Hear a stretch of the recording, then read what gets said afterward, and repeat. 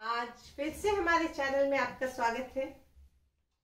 और मैं आपको ये भी बताना चाहूंगी कि मैं आइसोलेशन में हूँ।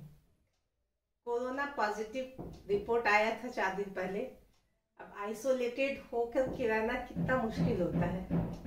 अचानक उठी, सोची चलो बच्चों के लिए कुछ रखा जाए, बच्चों से कुछ बातें की जाए और अपने इस कोरोना नामक बीमारी से थोड़ी देर के लिए निजात पाया जाए। ऐसे घबराने की कोई बात नहीं है, मैं अपने आप को ठीक फील कर रही हूँ, इसलिए मैंने सोचा कि चलो एक चैप्टर हो जाए। और आज मैं बात करूंगी मौर्य साम्राज्य के पतन, जो एक महत्वपूर्ण भाग है मौर्य साम्राज्य या मौर्य वंश से। तो मौर्य साम्राज्य के पतन, इस विषय पर प्रकाश डालना बहुत ही आवश्यक है। क्यों? क्योंकि यह अपने आप में एक बहुत बड़ा प्रश्न भी कभी कभी खड़ा करता है कि मौर्य साम्राज्य, जो एक इतना विशाल साम्राज्य था, इतना विस्तृत साम्राज्य था, उसका पतन होना, इसमें अशोक का हाथ है। अशोक की नीति, वो अशोक जो अशोक महान है, चंद्रगुप्त मौर्य के पोते, उनके कारण इस वंश का नाश हो गया, खत्म हो गया। ये भी प्रश्न आता है कि मौर्य वंश के पतन में महान अशोक का कितना हाथ रहा। तो आगे हम जानेंगे कितना हाथ रहा या नहीं रहा। अभी हम लोग पढ़ते हैं कि सामान्य रूप से कि मौर्य साम्राज्य का पतन कैसे हुआ। तो हर साम्राज्य का उत्थान होता है और पतन होता है, ये एक स्वाभाविक प्रक्रिया है, इसे कोई बदल नहीं सकता है। आप इतिहास को देखें, खोले, तो आप सोचिए कितने राजे आए, कितने राजे गए, कितने महाराजे आए गए, कितने साम्राज्य बने, कितने नगर बने, सबका उत्थान और अवसान चलता रहा। तो मौर्य वंश भी बहुत दिनों तक चला, अपने विशाल साम्राज्य का, अपने खास प्रशासन व्यवस्था का परचम चारों ओर लहराया। लेकिन समय का प्रभाव उसे एक दिन पतन की ओर जाना ही था और मौर्य साम्राज्य का पतन हुआ। और जैसे किसी साम्राज्य का पतन होता है, किसी व्यक्ति का पतन होता है, किसी नगर का पतन होता है, उसी की जगह पर दूसरा साम्राज्य, दूसरा व्यक्ति, दूसरा नगर तैयार हो जाता है। यह स्वाभाविक प्रक्रिया है। तो चलिए हम बात करते हैं मौर्य साम्राज्य के पतन की। तो सबसे पहले मैं बात क्या करूंगी, विशाल साम्राज्य। हमने क्या देखा, चंद्रगुप्त मौर्य, जिन्होंने एक छोटे से मगध साम्राज्य को, मगध साम्राज्य से छोटा था नहीं, मतलब मगध साम्राज्य और मौर्य साम्राज्य की तुलना में हम बात कर रहे हैं, मगध साम्राज्य को अपने अंदर करने के बाद उसने अपने साम्राज्य का विस्तार बहुत अधिक कर लिया। अफगानिस्तान से लेकर के आसाम तक, कश्मीर, कंधार तक, शिला उत्तर में हम चले जाए, वहां से लेके कर्नाटक तक, तो बहुत बड़े क्षेत्र में मौर्य साम्राज्य का विस्तार हो चुका था। और यह विस्तार, जिसे चंद्रगुप्त मौर्य ने शुरुआत की थी जिस साम्राज्य की, और उसे बड़ा करने की, उससे हम देखते हैं बाद में बिंदुसार ने भी जारी रखा।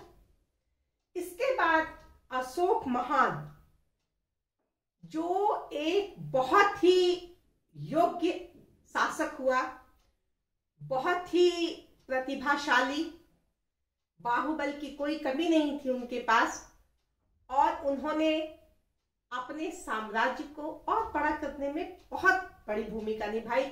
इसी क्रम में हम देखेंगे कि उन्होंने कलिंग विजय भी की, जो उस समय मौर्य साम्राज्य का अंग नहीं था। कलिंग विजय हो गया। और इसके साथ ही हम क्या देखते हैं कि महान अशोक या अशोक महान, उन्होंने तलवार फेंक दी और बौद्ध धर्म की ओर प्रवृत्त हो गए। उन्होंने अहिंसा को अपना लिया। यहां से हम देखते हैं कि मौर्य साम्राज्य के अंतर्गत बहुत सारा परिवर्तन दिखाई देने लगा,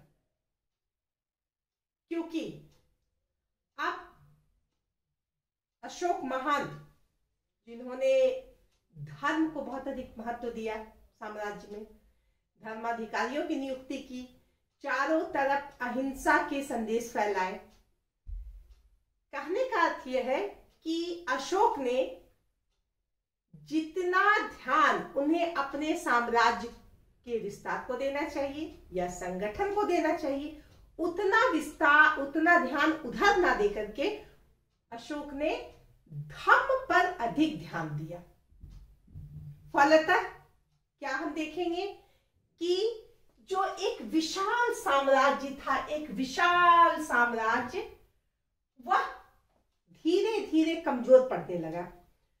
बहुत सारे प्रमाण ऐसे मिलते हैं जो हमें बताते हैं कि अशोक के समय से ही साम्राज्य में विघटनकारी प्रवृत्तियों का उदय हो गया था।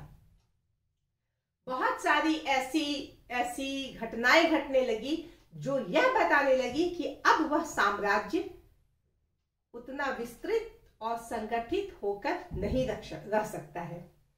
कल्हन ने जो पुस्तक लिखी है राजतरंगिनी, उसमें उन्होंने क्या लिखा कि अशोक का दूसरा पुत्र कश्मीर पर अधिकार कर लेता है और कश्मीर से लेकर कन्नौज तक वह अपना साम्राज्य, अपना राज्य बना लेता है। इसी तरह हम देखते हैं कि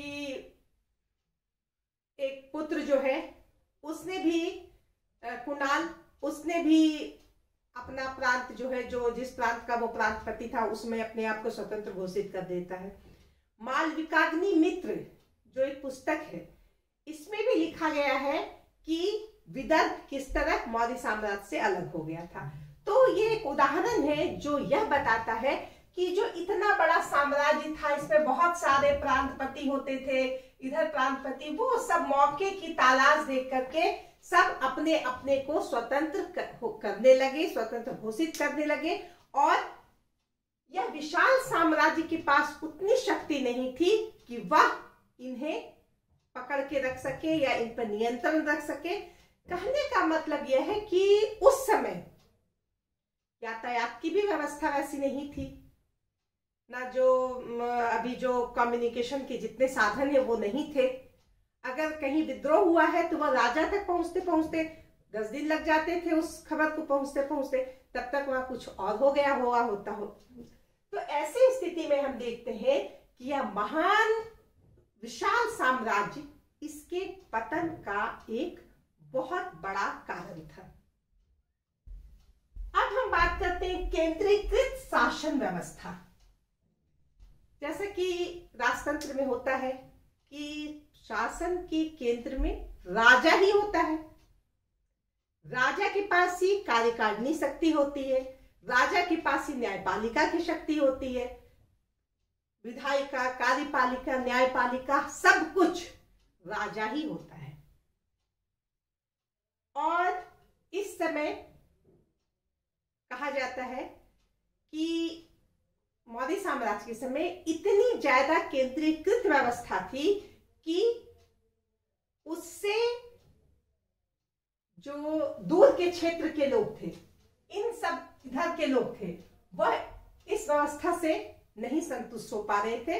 इसके अलावा हम क्या देखते हैं, डॉक्टर रोमिला थापर है, उनका क्या कहना है कि चूंकि यह इतनी केंद्रीकृत व्यवस्था थी कि इससे सभी लोग संतुष्ट नहीं रह सकते थे। सभी के अपने ग्रीवांसेस हैं। इस क्षेत्र में रहने वालों को कम टैक्स देने का है, इधर उपज कम होती है, इधर बहुत ज्यादा विद्रोह का संभावना है, कुछ ऐसी हर जगह की बातें अलग अलग होती है। और राजा अपने राज दरबार में, अपनी राजधानी में बैठ करके जो शासन कर रहा है, वह पूरी बातों को नहीं देख पा रहा है, समझ पा रहा है। तो ऐसी स्थिति में हम क्या देखते हैं कि यह भी एक बहुत बड़ा कारण बना, विकेंद्रीकरण की स्थिति होती। अगर राजा के ऐसे उनके पास प्रांतपति और हमने देखा है कि बहुत सारी व्यवस्थाएं थी, प्रांतपति थे, उसके नीचे भी बहुत सारे अधिकारी थे, लेकिन फिर भी अगर हम कहें मुख्य रूप से तो राजा ही शासन का केंद्र था।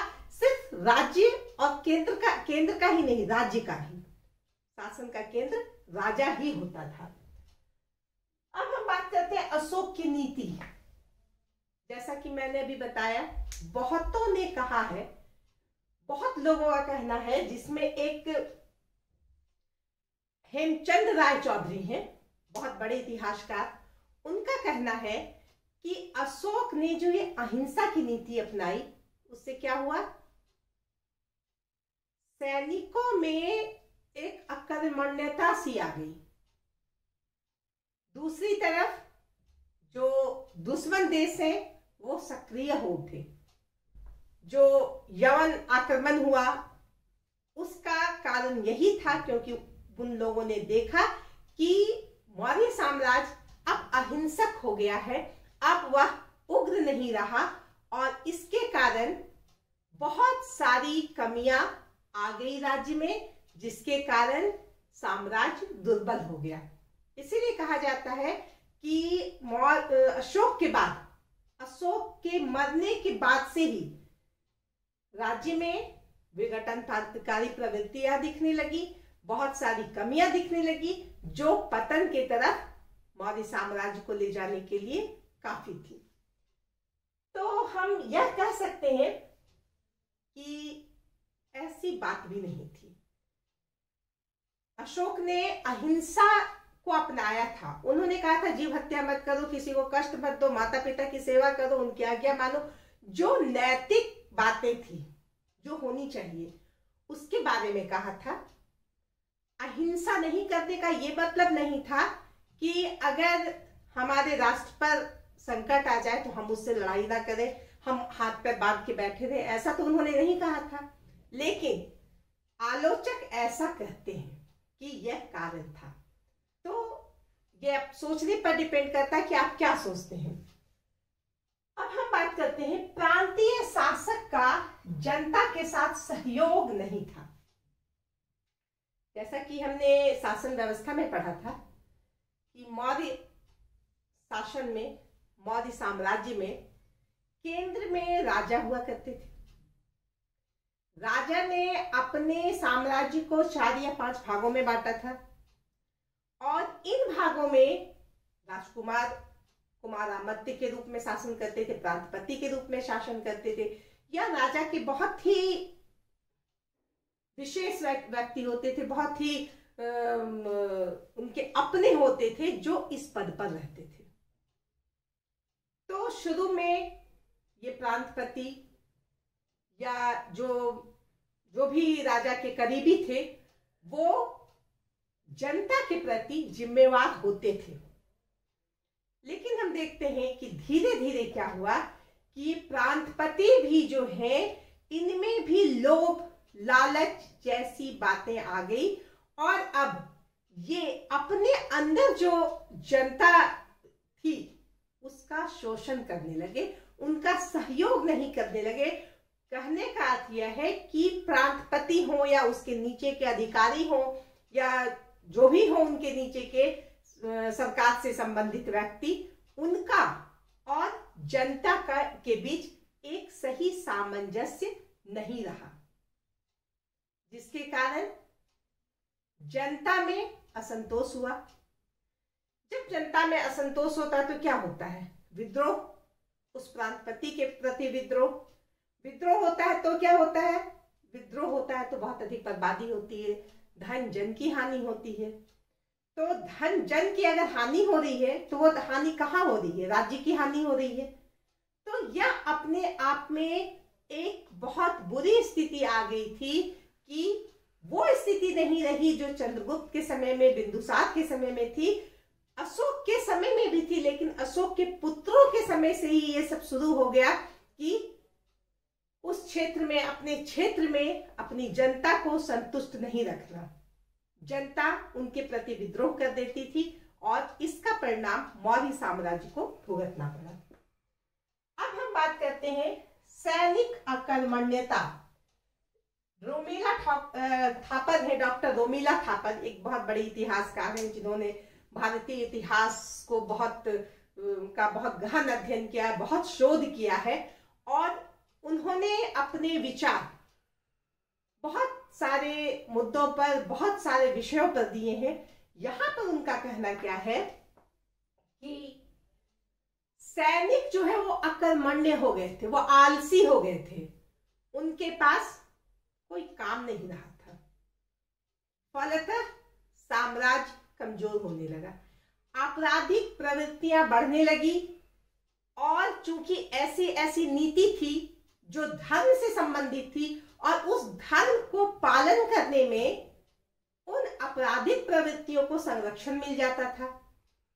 तो ऐसी बातों को हम जब देखें तो हम यह कह सकते हैं कि सैनिक अकर्मण्यता यानी सैनिक की दुर्बलता या सैनिक की का आलसीपन यह मौर्य साम्राज्य के पतन का एक बड़ा कारण था।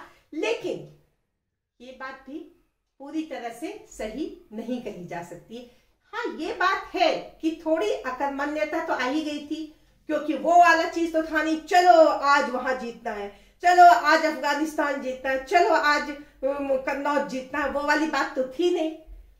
अब बहुत है तो धर्म से संबंधित बात करनी है, हमें धर्म महामात्य की नियुक्ति करानी है, हमें वहां स्तंभ लगाना है, हमें वहां पे प्रशस्ति खुदवानी है, ये वाली बात रही। तो असर तो पड़ा था सैनिक क्षेत्र में, लेकिन हम ये नहीं कह सकते कि पूरी तरह सैनिक अकर्मण्यता ही इसका परिणाम हुआ, पतन का कारण था। अब हम बात करते हैं दानशीलता की नीति। अशोक बहुत दानवीर थे। जब उन्होंने कलिंग को विजय किया और जैसा कि हम देखते हैं उनका हृदय परिवर्तन हो गया, धर्म के क्षेत्र में उन्होंने धर्म विजय कर ली। अब उनकी जो सोच थी, उनका जो विचार था वह बिल्कुल बदल गया था। अब वह जन कल्याण के लिए थे, अपने कल्याण के लिए नहीं। उन्होंने दान देने की एक प्रथा निकाली थी, ब्राह्मणों को दान देना, श्रमणों को दान देना, भिक्षुओं को दान देना। तो ये दान वाली जो प्रवृत्ति थी, इससे क्या हुआ, इससे कोष भी तो खाली होता है। इसमें हम यह भी कह सकते हैं कि आर्थिक नीति को भी हम इससे जोड़ सकते हैं। आर्थिक कमजोरी या दुर्बलता, आर्थिक कमजोरी, ये दानशीलता की नीति ने क्या किया, मौर्य साम्राज्य में आर्थिक दुर्बलता को भी ला दिया। क्योंकि हम देख रहे हैं कि विघटनकारी प्रवृत्तियों का दिनों दिन बोलबाला हो रहा था, कभी इधर विद्रोह कभी उधर विद्रोह हो रहे थे, उसे दबाना, उस विद्रोह में बर्बादी होना, ये सब आर्थिक क्षेत्र को बहुत अधिक प्रभावित कर रहे थे। और यही कारण है कि इधर अशोक ने दानशीलता की नीति अपनाई थी, दान करो दान करो। कहां से दान करो, उसी कोष से, उसी राजकोष से, जिससे देश का कल्याण होगा, देश का संगठन मजबूत होगा, देश का के लोगों का कल्याण होगा। तो वो कल्याण जो है सिर्फ भिक्षुओं, श्रमणों, ब्राह्मणों को दान देने से नहीं हो सकता था, और वही हो रहा था। तो इस तरह से हम कह सकते हैं यह एक बहुत बड़ा कारण बना मौर्य साम्राज्य के पतन का। अब हम बात करते हैं राज दरबारियों और अंतःपुर में षड्यंत्र। राज दरबार में तो षड्यंत्र होता ही था, अंतःपुर में भी। अंतःपुर कहने का अर्थ क्या है, राजा के राजमहल में जहां रानियां होती थी, राजकुमार होते थे, कहने का मतलब कि राजा के परिवार के अंदर बहुत सारे षड्यंत्र रचे जाने लगे। अशोक के समय हम क्या देखते हैं, अशोक की जो 1, 2, 3 रानियां थी, उनके बीच आपस में षड्यंत्र रचे जाते थे, किस तरह अपने बेटे को राजा बनाया जाए। किस तरह दूसरे को के बेटे को रास्ते से हटाया जाए। तो ये जो षड्यंत्र थे यह मौर्य साम्राज्य के लिए बहुत ही घातक थे।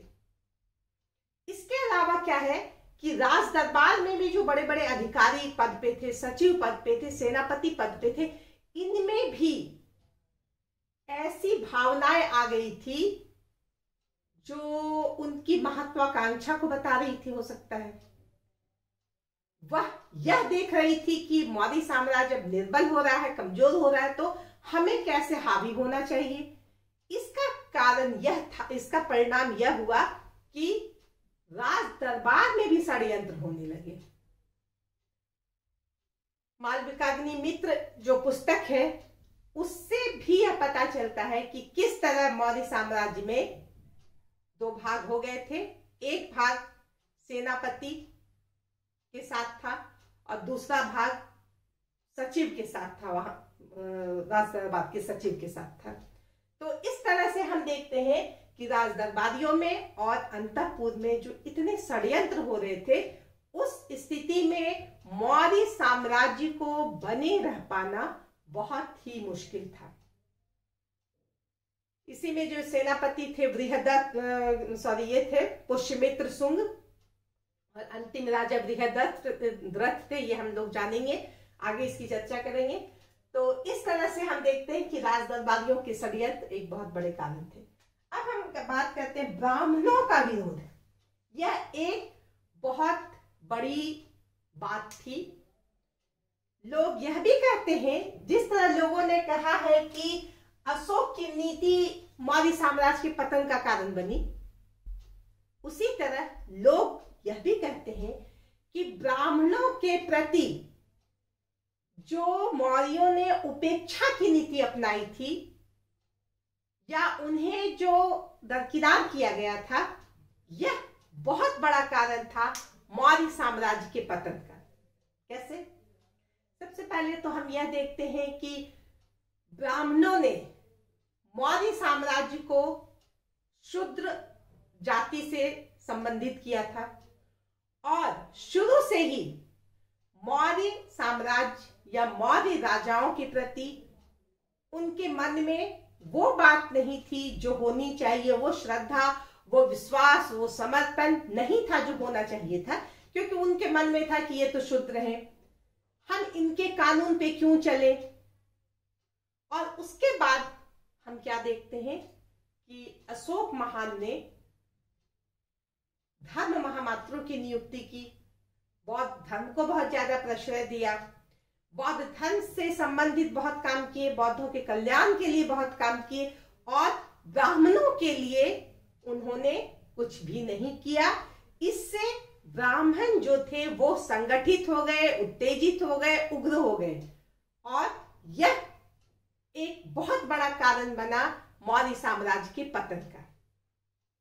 ये जो बातें हैं, ये जो मैंने अभी कहा, इसके कहने वाले, इसको मानने वाले या इस विचार को 100% सही कहने वाले में एक इतिहासकार है, डॉक्टर हरप्रसाद शास्त्री।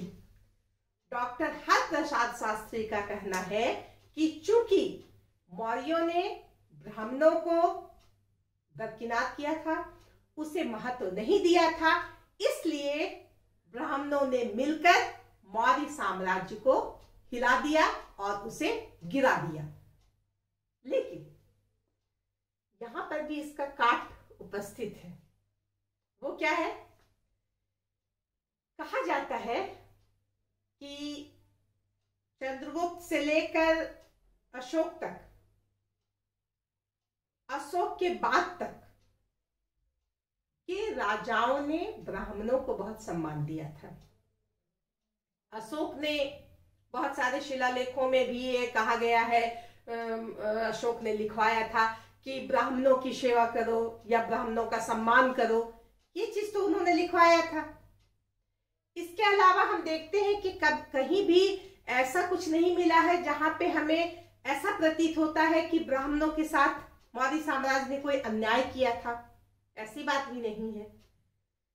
तो यह एक मत हो सकता है, लेकिन यह सत्य हो सकता है, यह नहीं है, क्योंकि अशोक ने या चंद्रगुप्त ने या बिंदुसार ने ब्राह्मणों को बहुत अधिक सम्मान दिया था, यह अलग बात है। शुरू में तो अशोक भी हिंदू धर्म ही मानने वाले थे, वो शिव की पूजा किया करते थे, बाद में वो बौद्ध हो गए, वो अलग बात है। लेकिन उन्होंने कभी ब्राह्मणों का अपमान नहीं किया। लेकिन यह विडंबना रही कि अंतिम राजा, मौर्य राजवंश के अंतिम राजा, राजा बृहद्रथ को जिसने मारकर उस सत्ता को अपने हाथ में कर लिया, वह ब्राह्मण ही था पुष्यमित्र शुंग। और शुंग वंश की स्थापना हुई, जो एक ब्राह्मण वंश था। तो इस तरह हम देखेंगे, इस कारण से लोग कहते हैं कि चूंकि ब्राह्मणों के प्रति मौर्य साम्राज्य या मौर्य राजाओं का जो विचार था वह नकारात्मक था या सहयोगात्मक नहीं था, इसके कारण ऐसा हुआ। तो ऐसा भी नहीं कह सकते हैं। इसमें यही कहा जा सकता है कि यह समय का प्रभाव था कि उत्थान और अवनति जो होता है उसी के अंतर्गत जो उत्तराधिकारी थे वो अयोग्य होते गए दिन प्रतिदिन, उनमें वो संगठन शक्ति नहीं रही, वह उतने प्रतिभावान नहीं रहे जो इतने बड़े साम्राज्य को समेट के रख सकते। तो जिनके पास सामर्थ्य था, जिनके बाहु में बल था, उन्होंने ले लिया, जिसकी लाठी उसकी भैंस, या समर्थ को नहीं दोष गोसाई। तो जिसके पास सामर्थ्य था उसने उस साम्राज्य को अपने हाथ में ले लिया। तो इसमें कोई बहुत बड़ी बात नहीं है, प्रकृति के नियम के अनुसार ये हो गया। तो इस तरह से हम देखते हैं कि मौर्य साम्राज्य का पतन हुआ और एक नए साम्राज्य का उदय हुआ, जिसे हम शुंग वंश के रूप में जानते हैं, और इसके बारे में हम अगले क्लास में पढ़ेंगे। तो ठीक है, आज का हमारा क्लास आप पूरा देखिए, हमारे वीडियो को लाइक सब्सक्राइब कीजिए, कमेंट भी कीजिए। धन्यवाद।